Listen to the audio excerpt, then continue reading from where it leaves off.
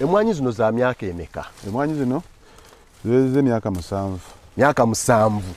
7 years. Ekisanja kimu n'ekitundu eky'ebyobufuzi. Bwayagalira nnyo mu bisanja. Anti otusinga otutegeera myaka 5 kisanja. Ziweze myaka 7 era kati tugenda tuli mu mwaka nga gumu n'ekitundu okuva kati n'ezimu era tutandise okuzisitampinga okuzisala ziddemu ate zikole ziddemu ziroke kati ngezino zikaddiye tugenda kuyitamu nga tuzza wansi tuba tunagako sizoni esembayo normally tusitampinga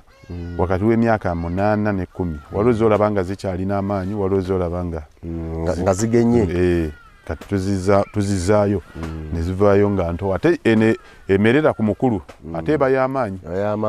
bayamaanyi okusinga ono omukulu eyeetuteeka waliwo ebirala bye tukola kati walaba emwanyi eno twagijjamu akawompo lwaki okalaba wala terina kawompo nga kali akawompo ko bakategedde bakalengera ako wakati kali kano kati senga abadde muntu ntegeeza kusala wano ku mwanyi kano kano kati zino twazijjamu ezimu twazijjamu tugezaako ebimu sayansi omuyigira wuwo nnimiro omanyi okulima si mulimu gwa mikono gwa mutwe era teri vocational institute gye basomesa bya bulimi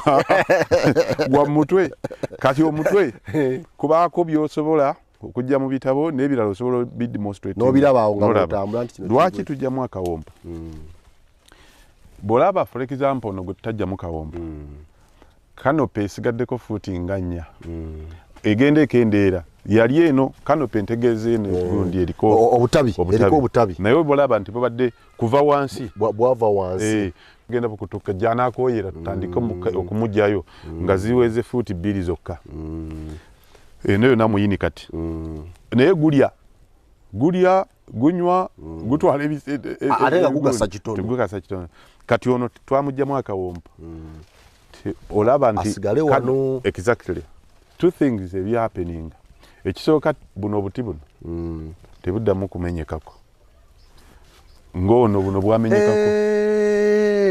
omuti ogutaliimu kawompo buno tebuvaako naye ogulimu akawompo gye guguma nga buno buvaako lwaki nti ono olufuna ekyokulya atwala mu kawompo ewa bebi bano bonna nga tebannalya bebi yasooka waggulu n'alyoka ajja nga balansi amussa kati balansi waakoma kano n'omuzeeyi wakaazi bagenda okutuukako kati balansi bwakoma wano bano nga